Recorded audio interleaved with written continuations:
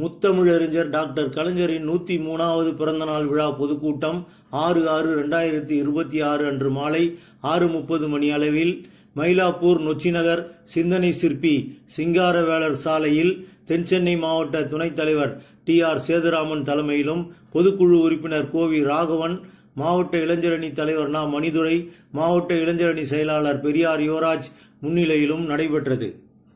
தென்சென்னை மாவட்ட தலைவர் இரா. வில்வநாதன் தொடக்க உரை ஆற்றினார். மாவட்ட செயலாளர் சேரா. பார்த்தசாரதி வரவேற்புரை ஆற்றினார்.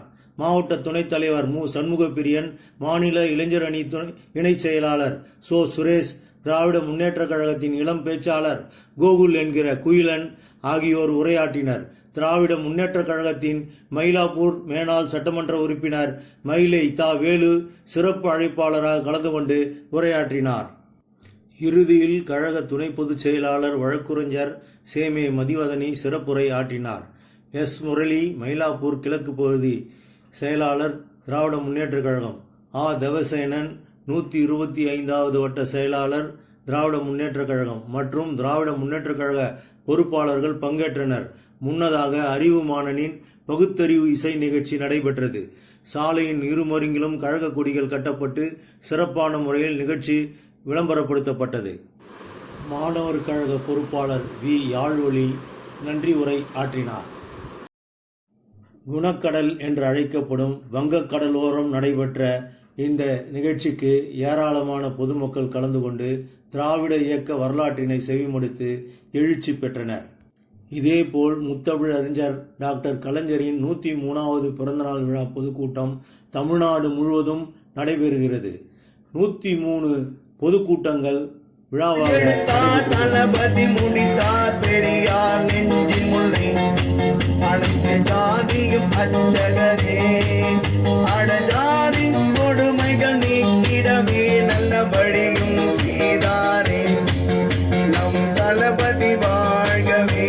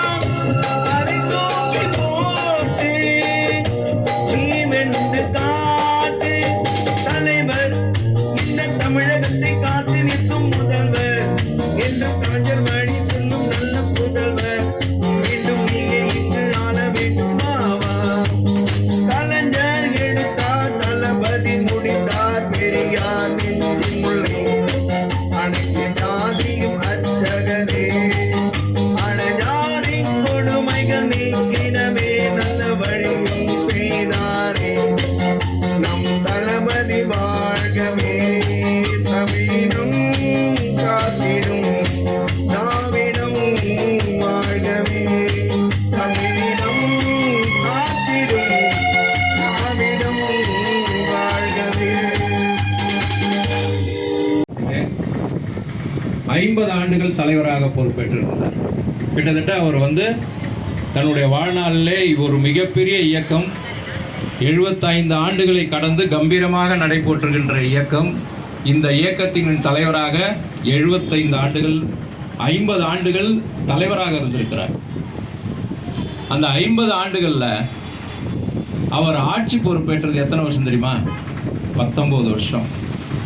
மிச்சம் 31 வருஷம் எதிர்க்கட்சியாக எதிரிகளையும் துரோகிகளையும் பல வெற்றிகளையும் தோல்விகளையும் எல்லாத்தையும் சந்தித்து இந்த இயக்கத்தை இன்றைக்கும் கம்பீரமாக நிற்க வைத்திருக்கிறார் என்று சொன்னால் அவர்தான் முத்தமிழறிஞர் தலைவர் கலைஞர் அவர்கள். எங்களுக்கு மெயினாக ஒன்று சொல்லி கொடுத்தார், வெற்றியையும் தோல்வியையும் சமமாக பாவித்துக்கொள். இந்த இயக்கம் ஆட்சிக்காகவோ அதிகாரத்திற்காக உருவாக்கப்பட்ட இயக்கம் இல்லை, இது சமுதாய பணிக்காக உருவாக்கப்பட்ட இயக்கம். ஆட்சியில் இருந்தால் அதிகாரத்தின் மூலம் இந்த மக்கள் உயர்வுக்காக திட்டங்களை தீட்டுவோம். ஆட்சியில் இல்லை என்று சொன்னால் நாங்கள் நம்ம மக்களுக்காக இது போன்ற கூட்டங்களை நடத்தி அவர்களுக்கு விழிப்புணர்வை ஏற்படுத்துவதோடு மட்டுமல்லாமல் அவர்களுக்கு ஒரு தீங்கு இருந்தால் ரோட்டில் உட்காந்து போராட்டம் பண்ணி அவர்களுக்கு ஜெயிக்க வச்சு கொடு. இப்படி சொல்லி கொடுத்தவர் தான் எங்களுடைய கலைஞர், முத்தமிழறிஞர் தலைவர் கலைஞர் அவர்கள். அப்படிப்பட்டவர் இன்று எதனால் நிற்கிறார், இந்த அளவுக்கு உயர்ந்து நிற்கிறாரு. மறைந்து 8 ஆண்டுகள் ஆகுது. இன்னைக்கும் பிறந்த நாளில் இன்னைக்கு பாருங்க எவ்வளோ இளைஞர்கள் இருக்கிறீங்க, மக்கள் இருக்கீங்க, சுற்று வட்டாரத்தில் கேட்டுட்டு தான் இருக்கிறாங்க. ஏன் அப்படி அந்த கலைஞருக்கு மட்டும் அவ்வளவு உயர்வாக இந்த தமிழ்நாடே கொண்டாடுகிறது என்று சொன்னால் சற்று சிந்தித்து பார்க்க வேண்டும். இந்த சமுதாயம் உயர்வதற்காக எண்ணற்ற திட்டங்களை தீட்டினார். எனக்கு முன்னாடி பேசிய தோழர் சொன்னார், தெளிவாக சொன்னார், எப்பவுமே ஒரு ஆட்சி என்று சொன்னால் இந்தியாவிலேயே ஒரு ஆட்சி பொறுப்பேற்றவுடனே ஒரு 5 விஷயங்களை மட்டும்தான் கையில் எடுத்து பார்ப்பாங்க. ஒன்று விவசாயம், ஒன்று கல்வி, ஒன்று சுகாதாரம், இல்லைன்னா தொழில் வளர்ச்சி, அடுத்தது கட்டமைப்பு. இது 5லேயும் டாப். நம்ம தமிழ்நாடு என்றைக்குமே டாப்பாக இருக்கும்.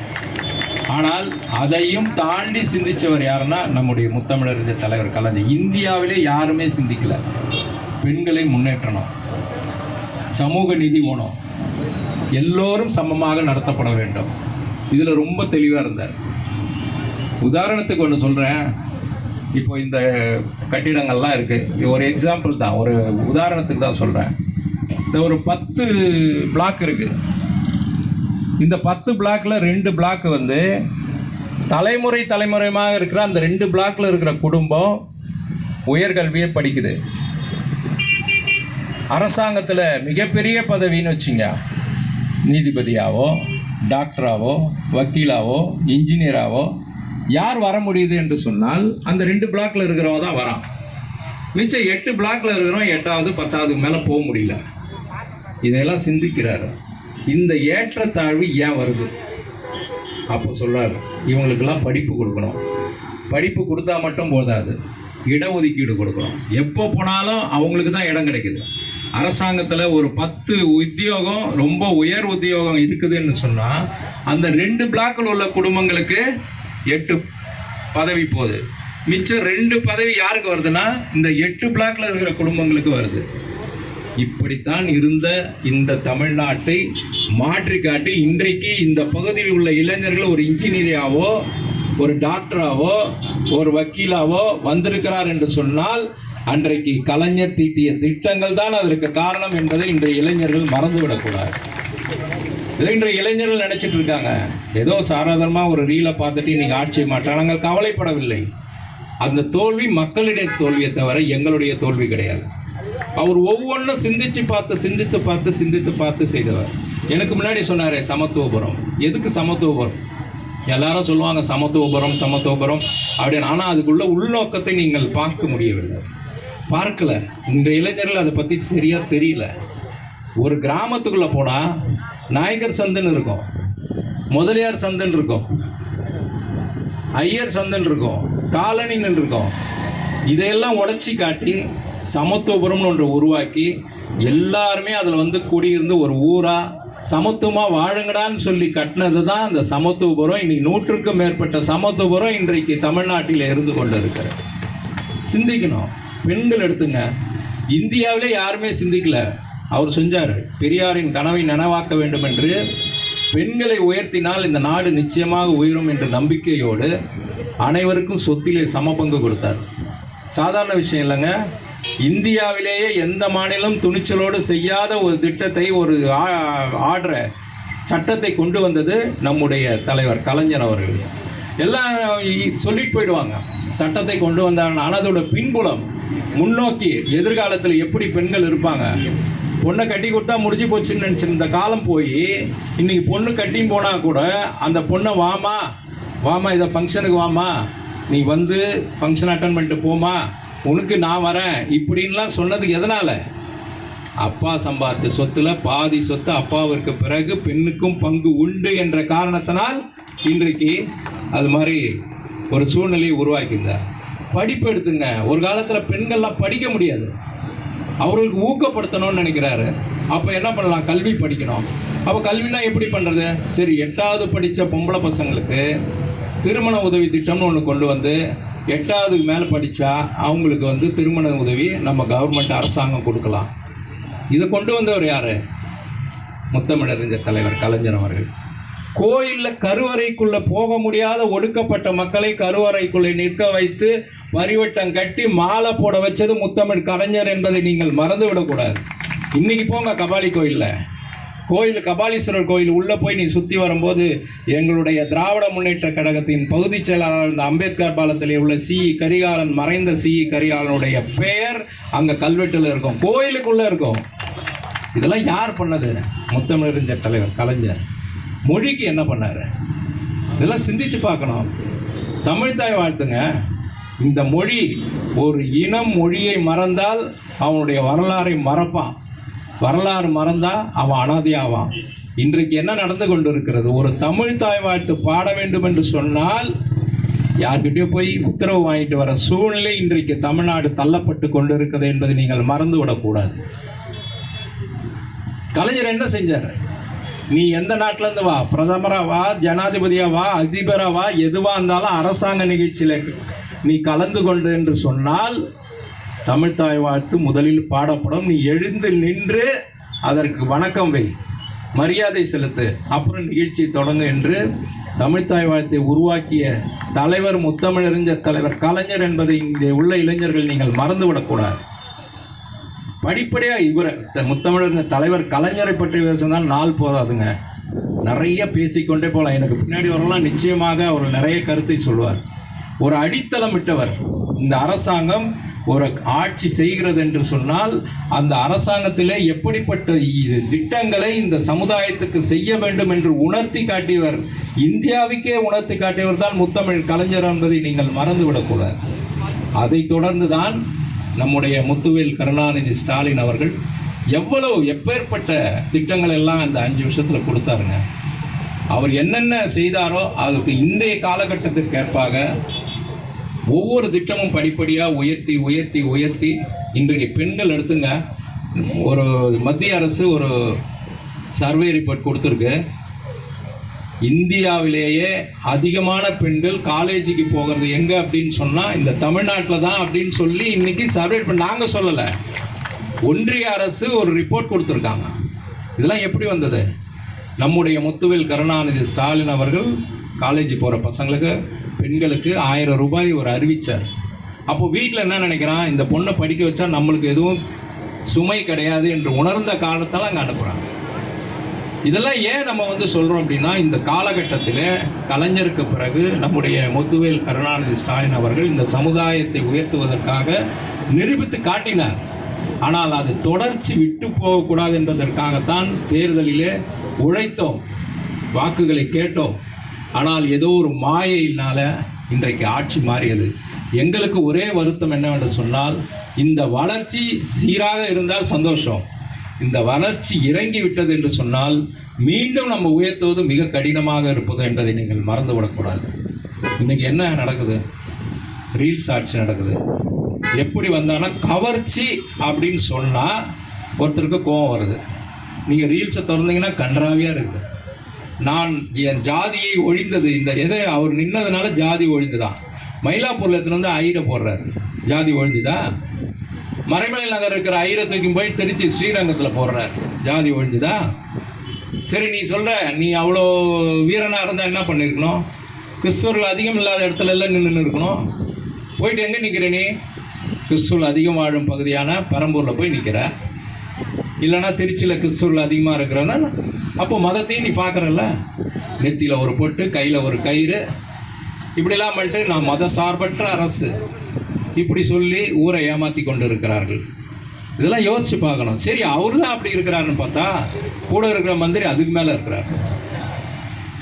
உப்பு மலை மூல கூடி இருக்கு, இதை என்ன பண்ணலாம் அப்படின்னு மந்திரி கிட்ட கேட்டால் மந்திரி சொல்றார், பள்ளமாக இருக்கிற இடத்தெல்லாம் போட்டு புதைச்சிருங்க அப்படின்றார். பள்ளமாக இருக்கிற இடத்துல புதைச்சா நம்மளுடைய நிலத்தடி நீர் கெட்டு போயிடும். இது கூட தெரியல. கோயம்பேடு நம்ம பஸ் ஸ்டாண்ட் கேளம்பாக்கமா, அது கிளாம்பாக்கம் பஸ் ஸ்டாண்ட், அங்கே மந்திரி வர்றார். அங்கே போய் பப்ளிக் கிட்ட பேசுகிறார். அவங்க வந்து பஸ் வரலையேன்னு குறைய சொன்னால், நீ சாப்பிட்ருக்கிற, நான் சாப்பிடல, நீ சாப்பிட்ருக்க, நான் நீங்கள் நிறைய ரீல்ஸ் பார்த்துருப்பீங்க. அது மட்டும் இல்லை, இன்னொரு காமெடி என்ன கேட்டிங்கன்னா, தமிழ்நாடு அரசு போக்குவரத்து துறையில் வால்வோ பஸ் விட்டு ரொம்ப நாள் ஆச்சு. ஒருத்தர் வந்து கேட்குறாரு, சார் நான் வந்து வால்வோ பஸ்ஸில் புக் பண்ணியிருக்கிறேன் அப்படின்னு சொல்கிறார். அதுக்கு அவர் என்ன தெரியுமா சொல்கிறாரு, நீங்கள் வால்வோ கம்பெனியில் போய் கேளுங்க, அங்கே பஸ்ஸு தனியாக வரும், இது வந்து தமிழ்நாடு போக்குவரத்துன்றார். இவங்களோட காமெடி நிறைய போயிட்டு இருக்குது. மக்களாகிய நீங்கள் தெளிவாக தெரிய ஆரம்பிக்கிறது தான். ஒன்றை மட்டும் சொல்லுகிறேன், எந்த ரீல்ஸ் மூலியமாக இந்த ஆட்சிக்கு வந்தார்களோ அதே ரீல்ஸ் மூலமாக இந்த ஆட்சி போவது உறுதி. நாங்களாம் ஒன்றா ஆட்சிக்கு இருந்தால் வந்து ஏதோ ஆடுறதும், ஆட்சிக்கு இல்லைன்னா அப்படியே சோர்ந்து போகிறதுன்ற இயக்கம் இந்த இயக்கம் இல்லை. அப்படி இன்றைக்கும் எங்களுடைய தலைவர்கள் அப்படி எங்களை வளர்க்கவில்லை. நாங்கள் எப்பொழுது மேலே இப்போ கூட போகிற சொல்கிறேன், மயிலாப்பூரில் ஒரு வருஷம் பார்ப்பேன். இந்த தெருவில், இந்த நம்முடைய சிங்காரவேலை தெருவில் நான் 2000 வீடாவது மினிமம் கட்டி முடிக்க வேண்டும். இல்லைன்னா என் வேலையை நான் காமிப்பேன். இந்த மக்களுக்கு நிச்சயமாக வீடு கட்டி தர வேண்டும்னு உத்தரவாதம் கொடுத்துருக்கேன். ஆனால் நீங்கள் போகும்போது அதை நான் கொடுத்துட்டு போயிருக்கீங்க. ஒரு வருஷத்தில் அந்த பணியை ஆரம்பிக்கணும், விடுபட்ட பணிகள் எல்லாம் தொடங்கணும். இதெல்லாம் வந்து நான் வந்து சும்மா விட மாட்டேன். ஒரு வருஷம் வரையும் தான் உங்களுக்கு, நீங்கள் 6 மாதம் கேட்டீங்க, ஒரு வருஷம் கூட எடுத்துங்க. ஆனால் இந்த பணிகள் எல்லாம் மயிலாப்பூரில் நீங்கள் தொடங்கியாக வேண்டும், தொடங்கிய பணிகளை முடித்தாக வேண்டும் என்று சொல்லி இந்த நிகழ்ச்சியை சிறப்பாக ஏற்பாடு செய்திருந்த திராவிட கழகத்தின் தோழர்கள் உங்கள் அனைவருக்கும் திராவிட முன்னேற்ற கழகத்தின் சார்பில் என்னோட நெஞ்சார்ந்த நன்றியை தெரிவித்துக் கொண்டு விடைபெறுகிறேன். நன்றி, வணக்கம். சொல்லிட்டு இருக்கீங்க ஜாதி ஒழிப்பு வீரர்களாம். யாருங்க ஜாதி ஒழிப்பு வீரர்? மயிலாப்பூரில் யாரை நிறுத்த வேண்டும் என்று பார்ப்பனரை நிறுத்தி தமிழ்நாட்டினுடைய வரலாற்றில் பார்ப்பனர் இல்லாத அமைச்சரவையை அமைத்து காட்டியவர் முத்தமிழறிஞர் டாக்டர் கலைஞர், பேரறிஞர் பெருந்தகை அண்ணா, முத்துவேல் கருணாநிதி ஸ்டாலின். அந்த ஆரிய திராவிட போரை மழுங்கடிப்பதற்காக பிஜேபி கொண்டு வந்த ப்ராடக்ட் தான் முதல்வராக இருக்கக்கூடிய விஜய். அந்த ப்ராடக்ட்டை இன்னைக்கு வித்துட்டீங்க. ஆமா, ஒத்துக்கிறோம், தமிழ்நாட்டுல ப்ராடக்ட்டை வித்துட்ட, யார் இல்லைன்னு சொன்னா. ஆனா இந்த ப்ராடக்ட்டுக்கு எக்ஸ்பைரி டேட் இருக்கும்ல, அந்த எக்ஸ்பைரி டேட் எப்ப வேணா இருக்கலாம்ல. அது ப்ராடக்ட்னால அதுக்கு எக்ஸ்பைரி டேட் இருக்கு. ஆனால் இங்கு நிற்கக்கூடிய எங்கள் தலைவர்கள் தமிழ்நாட்டில் விற்பனைக்கு வந்த ப்ராடக்ட் அல்ல, ரத்தமும் சதையுமாக இந்த மக்களோடு மக்களாக நிற்கக்கூடிய தலைவர்கள், போர்க்கள வீரர்கள். தேர்தல் வெற்றி தோல்வியால் இந்த இயக்கத்தை அழித்து விடலாம் என்று நினைத்தவர்கள் செத்து போயிட்டாங்க. திமுகவை எதிர்த்தார்கள் காங்கிரஸ்காரர்கள் ஒரு காலத்துல. அதே போல காங்கிரஸை பற்றி எல்லாம் பேசினாங்க. நேர்த்தைக்கெல்லாம் நிறைய பேர் பேசினாங்க. எங்கள் தலைவர் ஆசிரியர் தான் சொல்லுவாரு, இன்னைக்குதான் காங்கிரஸ் பண்ற கோளாறு உங்களுக்கு தெரிஞ்சிருக்கு, நாங்க அவங்கள பார்த்த காலத்துல இருந்து கோளாறு பண்ணறதால காங்கிரஸ். அதனால நமக்கு அதுல எல்லாம் ஒன்றும் பெரிய செய்தி இல்லை.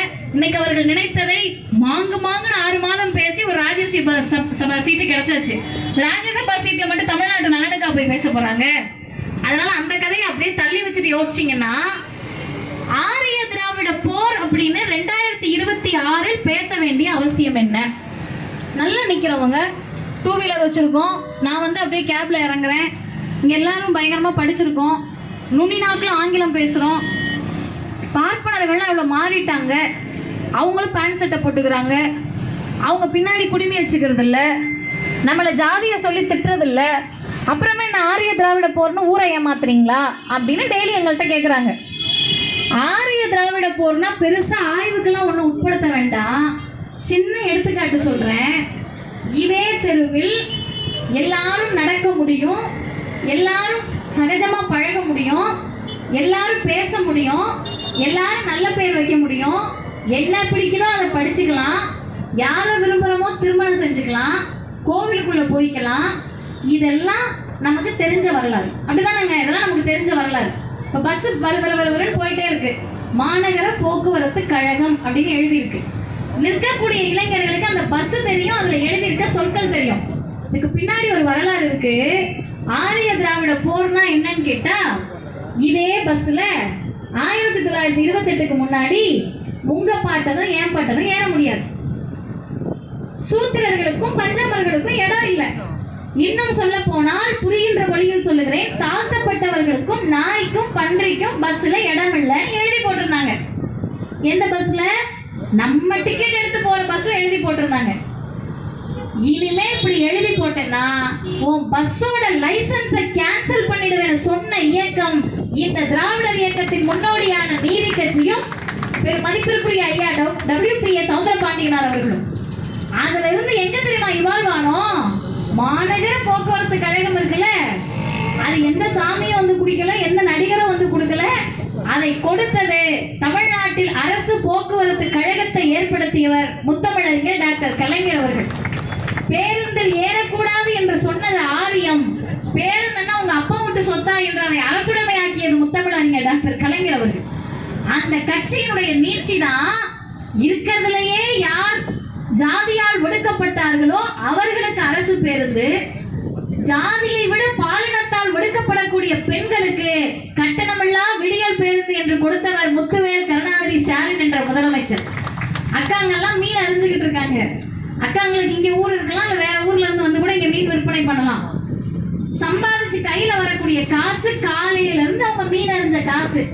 அந்த காசை கொண்டு போய் எதுக்குமா டிக்கெட்ல கரியாக்குறீங்க? டிக்கெட் இல்லாம நீங்கள் போகலாம், அது விடியல் பயணம் என்று தந்தவர் முத்து